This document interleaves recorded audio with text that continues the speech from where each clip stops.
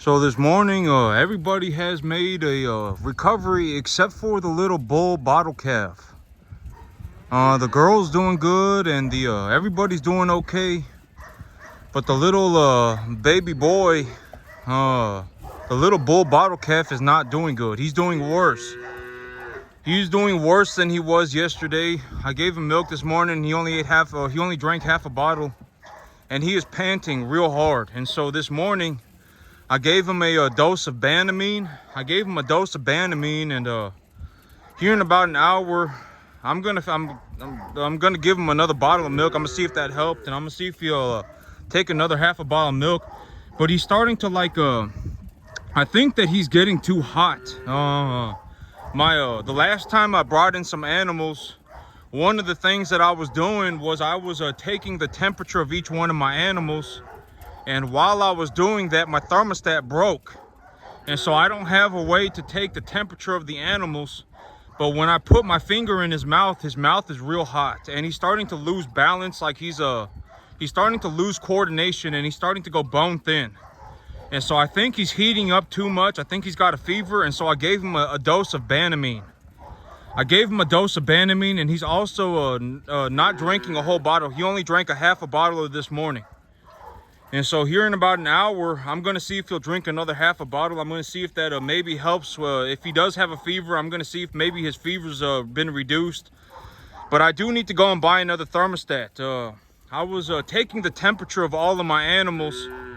That was one of the things when I said objective improvement. I didn't mention anything about this, but I'm taking the temperature of all of my animals when they first get here. And so... but the grass is coming in real good. I'm not too concerned about that right now. Here in about 3 weeks. So if I take 10 animals to market at about 600 to 650 pounds, I'll come home with about $15,000. I'll come home with $15,000 for the month, $16,000, and for the month I'll make about 20 grand. But here's the thing is that when I make 15 grand, when I make $15,000, I don't keep $15,000. It's going to take about $8,000 for me to make that $15,000. And so I really only have a net profit of about 7 grand.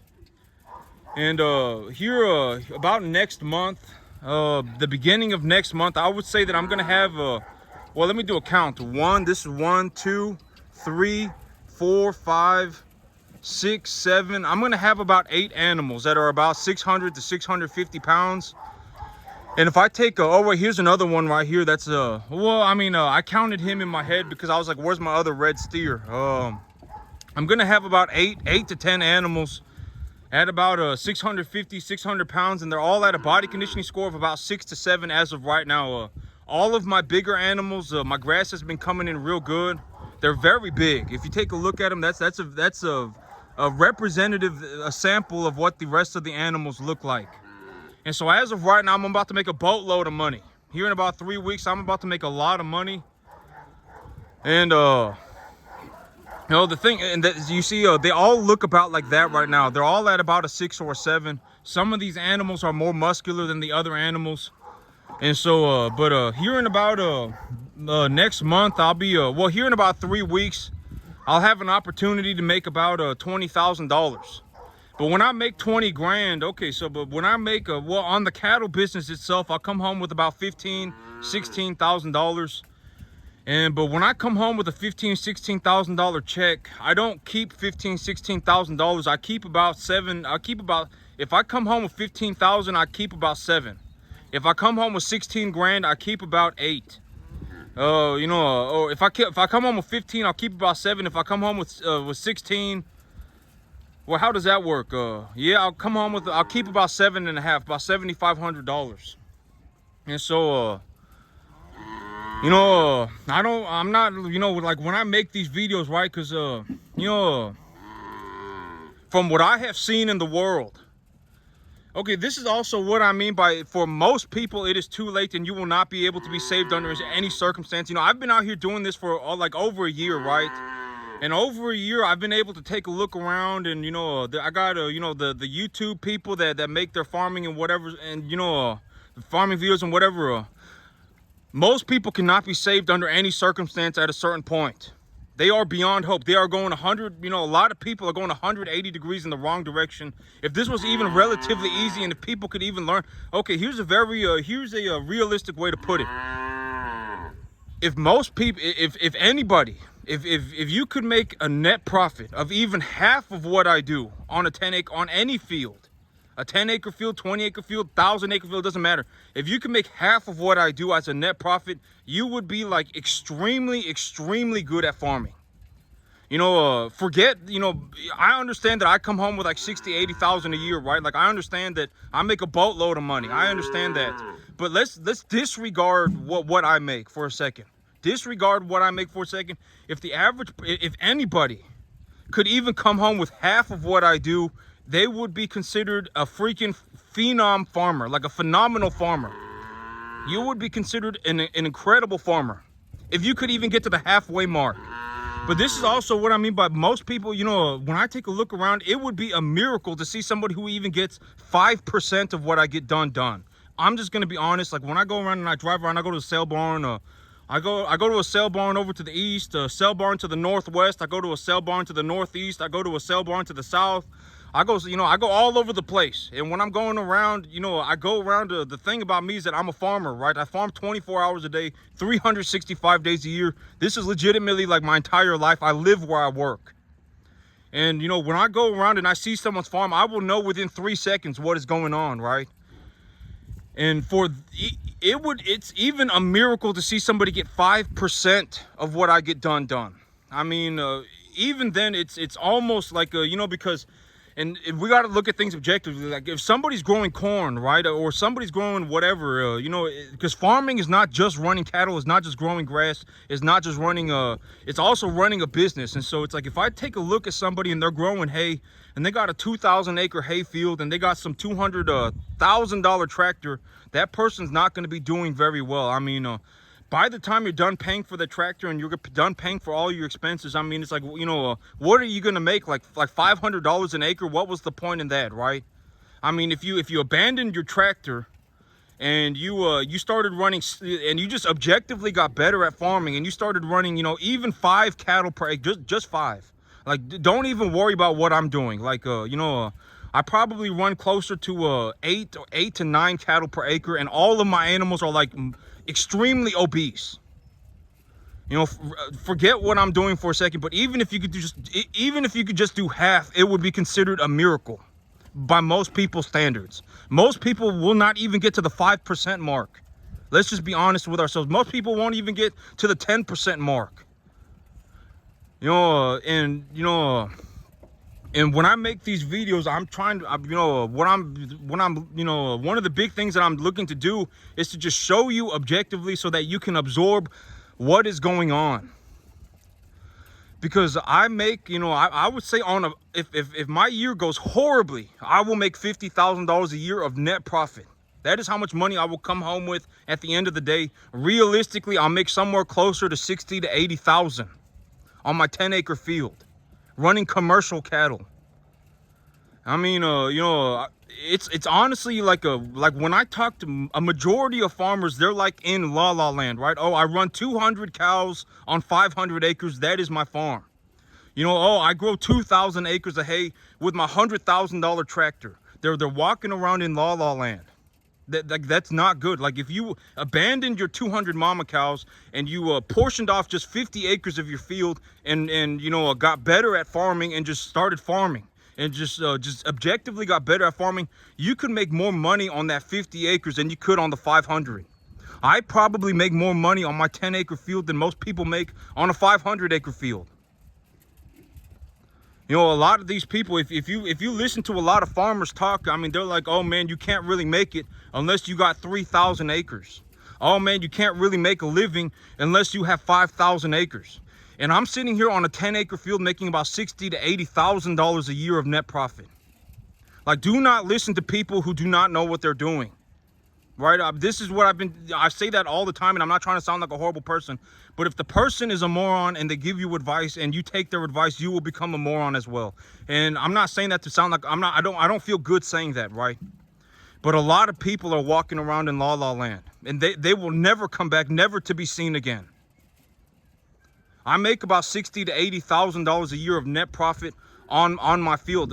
Here in about 3 weeks, I'll have an opportunity to make about $10,000 to $20,000, depending on I'm gonna have to take a closer look at my animals. If I take 8 animals at 650 pounds to the market and the feeder cattle market goes sideways, etc., etc., I mean, I'll come home with about 15 grand, and then I'll have to take my expenses out of that, so I'll maybe have $7,000 left over. And so, but for most people, it is too late. They are in La La Land forever. They will never come back. I fell out of heaven at 7. Because here's the thing, right? Even if somebody could do half of what I do, if they could even make $30,000 to $50,000 a year farming a 10-acre field, they would be doing it. For a majority of people, $30,000 to $50,000 is enough money for them to want to go and do it. They can't even do 5. Most people can't even do 5%. It would be a miracle if you could do 10%. And so, like, when I show you my farm, I'm looking to be as objective and as straightforward, because there's no reason for me to, like, why would I sit here and say, oh my God, everyone's gonna make it as a farmer. Farming is a mystical, magical journey, and you're just born with the natural talent and the natural capacity to just be the world's greatest farmer. You just are, right? You don't have to put in any effort.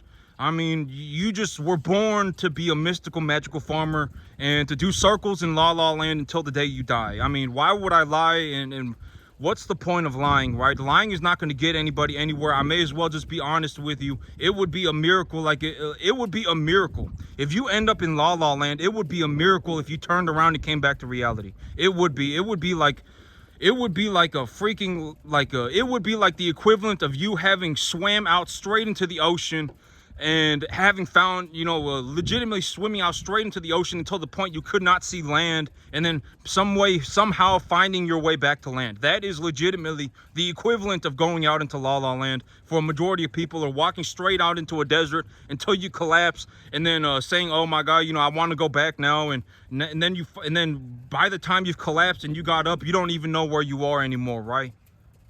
I mean, it would be a miracle. If you're in La La Land, the chance of you coming back to reality is almost 0%. And that is what I mean by almost nobody. At that point, practically, you cannot be saved. Under any circumstance, you are gone forever. It would be a miracle if you came back. But this farm, and that's also the thing. It's like me, when I think about like what grounds me into reality, it's stuff like I need the money. Let's just be honest. If I have an opportunity to make myself an extra $70,000 a year, I'm going to take it.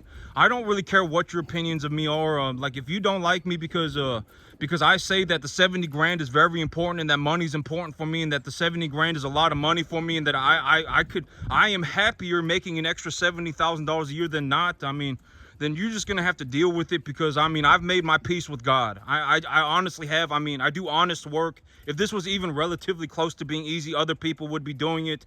I mean, by the time, I'm not a bad person. Like, I don't go around and do malicious things. I'm just, I do honest work, right? And so I need the money. I'm not going to say I need the money, but if I had the choice, make an extra 70 grand or not, I would choose to make the extra 70 grand, even if it meant that I had to live where I worked and I had to work 115 hours a week. I would choose to make the extra 70 grand. That is just my perspective. And if you really want to, I've made my peace with God about it, and whatever it may be, I would choose to make the extra money. That's just me. Even if I had to live where I worked and work 115 hours a week, I would still choose to do it. And so, here about 3 weeks, I'll be able to make myself about 15, 20 grand on my cattle business. A lot of these animals are about ready to go, but my big focus right now is to get that little boy calf going okay. He's the only one right now that's like concerning, and he's actually very concerning. I would say that on a 1 to 10, with 10 being very healthy and 1 being near death, he's at about a 3. He's doing very poorly. I think he's got a bad fever, and so I gave him a shot of Banamine this morning. I am considering either giving him a second shot of Zactran or giving him a dose of oxytetracycline. I'm gonna have to figure that out. But if I give him the Banamine and he stops panting, and because I was like, maybe, well, actually I just thought about this right now, but he was panting this morning, and I'm like, maybe he's panting because he's getting too hot, right? Maybe his fever is too high. He looked like he was losing coordination. And so I was like, so I gave him a shot of Banamine. And so I'm gonna have to see what happens. Maybe I got, but well, I mean, even if I took him to the vet, they're gonna do the same thing. I mean, they're gonna give him a shot of antibiotics, and I've already given him 3 shots of antibiotics, and I thought he was getting better yesterday, but this morning he's not doing so good, and I've already gave him the Banamine, and that's, that's practically everything in the toolbox. I mean, even for the he hasn't collapsed or anything, so they're not, but maybe if I asked him to give him intravenous fluids, actually I'll call the vet right now and I'll ask, if I bring him a calf, will they give the calf intravenous fluids for me? Because I think he's just very weak, and so if he could get some essentially glucose water, sugar water, well, I mean, but I'm gonna have to figure it out. Maybe I'll, I don't know, I'll have to figure it out, but I got to get him squared away. But everyone else is doing better. And yeah, here in about 3 weeks I'll be taking somewhere between I would say probably about 8 animals to market. I'm just gonna say about 8 animals this size right now. They're probably like this animal, she won't let me get up on her, but I would say she's close to about 550. If I was just gonna eyeball it, I would say she's at about 550. So well, here in about I would say 500, 550, something like that. And this animal right here is probably closer to 550, 600, that kind of animal right there. And for a 600-pound animal right now, I'm getting about $1,400. And so if I take him to market at 650, I'll probably get about $1,500-1,600 per animal. And I'm just gonna be honest. I would much prefer to have the money. Okay, in terms of, because I always say farming is not just running cattle, it's not just growing grass. It's also a business, and I'm just gonna be honest. If the business did not make me a drastic sum of money, why would I be in the business? I would just go and get a job, right? I mean, let's just be honest. If there's not any money involved, I mean, if there's not money, I mean, I got to pay for my stuff, right? I mean, I got a mortgage to pay for. I got to pay for my insurance. I got to pay for my truck. I mean, okay. If I was put in a situation where somebody asked me, and if God asked me, right, and and for whatever reason it may be, and God asked me, would you rather make $40,000 a year, or would you rather make $140,000 a year? I would say, God, I don't mean to sound like a horrible person. I don't mean to sound like a horrible person, and I know that you understand, but I would choose to make the 140 grand. And it's not like I'm doing dishonest work. I'm doing very honest work. I mean, this business, the stocker calf business, is something that almost nobody will touch with a 50-foot pole. I mean, this is a miserably difficult business. I mean, it's not. I'm not gonna say it's miserable, because sometimes it might feel miserable, but it's also the most rewarding thing I've ever done too. It is the most difficult as well as the most rewarding thing I've ever done. And so I'm not gonna say it's miserable. It's just kind of there's a lot going on to it. And so yeah, here in about 3 weeks I'll be bringing home a big check. And then once I take the animals to market, I'm gonna have to take a look at the rest of my herd. But the thing about the rest of my herd is that, I'll have a lot of animals going to market at about the same time. Majority of my animals, I would say about 2/3 of my animals are real small, like in between 300 to 400 pounds. 3 to 450, 300 to 450. I would say I got about half of my animals are in that weight range. And so now I may honestly be in a situation where 1 month I may have to take like 15-20 animals to market. I may be in that situation, but I'll have to see. And yeah, but I gotta go take a look at that bull bottle calf. But here's I'm just gonna be honest with everybody. And I'm not trying to sit here and fiddle my own diddly, right? That's not my intention of making these videos. But a lot of people, if they figured out a way to make $7,000, they may, you know, a lot of people might judge me, right? Oh my God, you know, why, you know, whatever, right? Oh my God, this, that, whatever, right?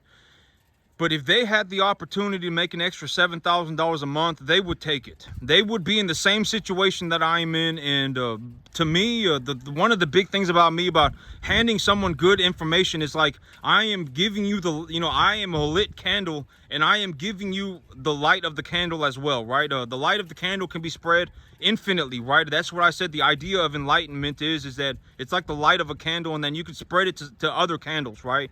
And you can spread it infinitely.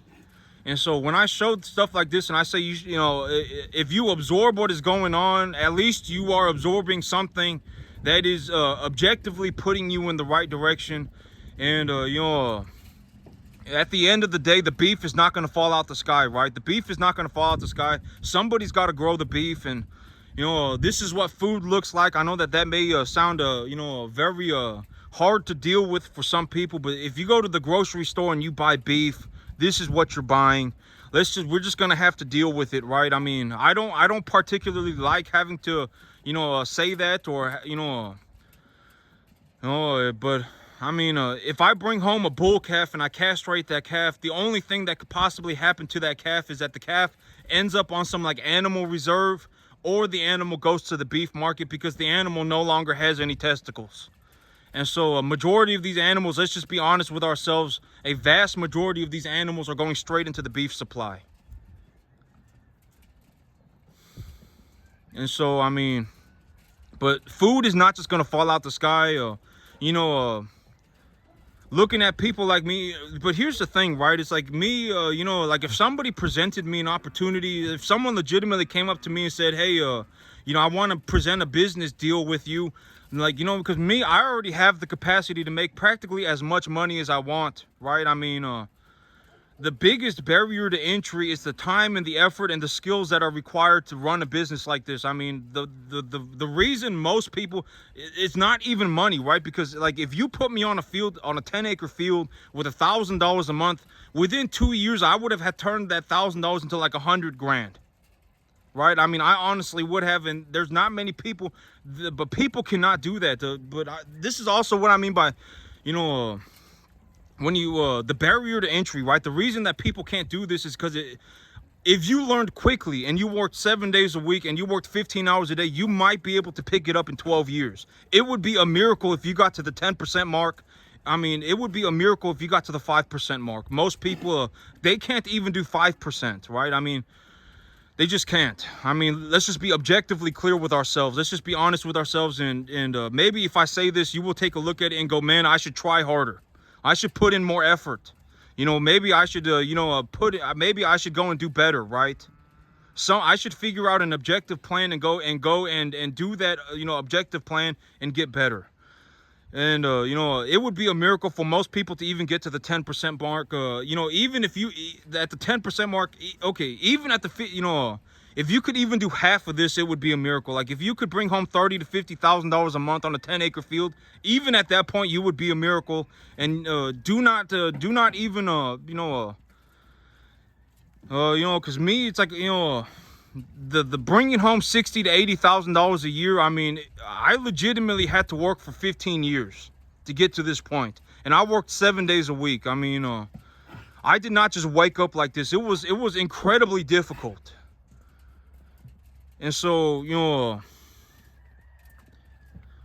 I make a boatload of money, and when I show you my farm, I'm looking to present to because I just put 2 and 2 together, and I figured that a lot of y'all or there's a major portion of you here watching my videos specifically because you want to learn how to be a farmer, or you are a farmer yourself, or you're a whatever, right? I mean, they're you know, but if you want to be a farmer, or if you are looking to get into farming and you are looking to objectively learn correctly, at least, you know, when you watch my farm, at least you are looking at a farm that is making money in like the 1 in 10 million range.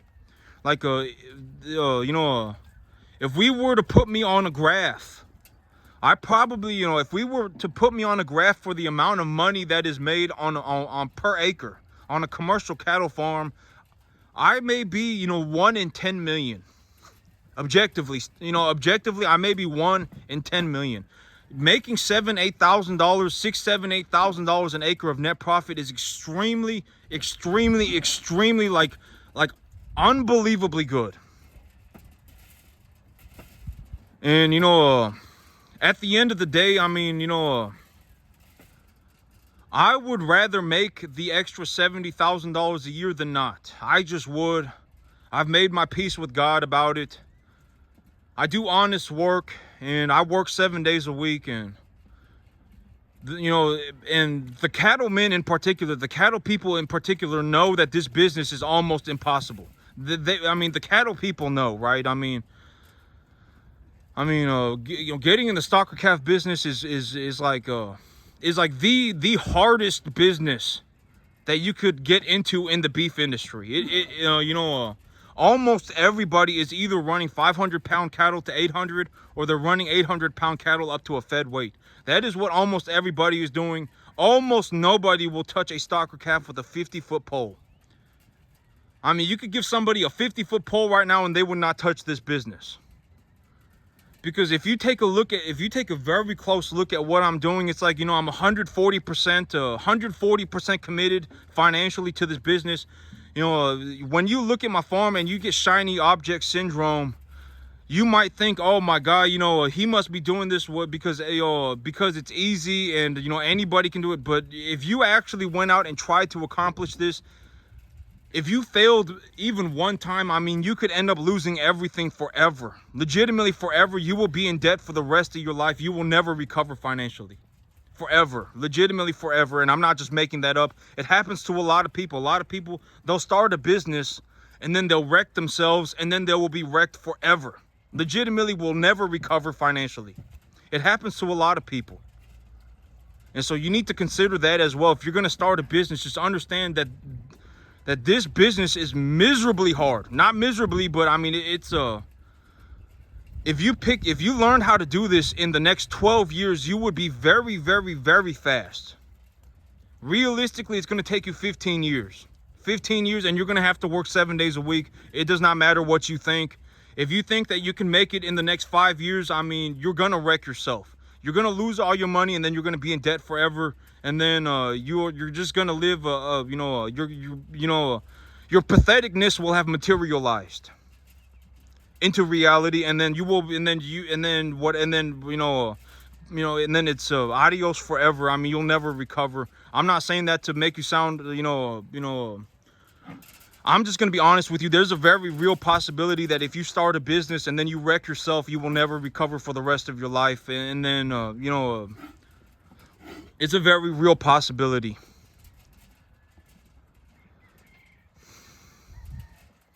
But this farm right here, I would say if I do horribly, I'll bring home $60,000 a year or $50,000 a year if I do horribly. If I do a relatively okay, I'll bring home about 60. If I do very well, I'll bring home about 80. And I'm about 3 weeks away from bringing home a real big check. But that's it for me today, YouTube. Y'all have a good one.